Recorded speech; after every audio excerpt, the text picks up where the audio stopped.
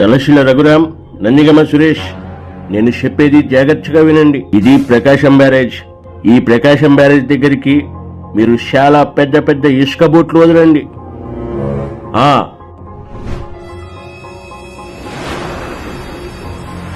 అప్పుడు బోట్లు వెళ్లి ప్రకాశం బ్యారేజ్ గోడలకు గుద్దుకుని ప్రకాశం బ్యారేజ్ కూలిపోతుంది. అప్పుడు ప్రకాశం బ్యారేజ్ కింద ఉన్న జనాలందరూ చచ్చిపోతారు, సముద్రంలోకి కొట్టుకుపోతారు.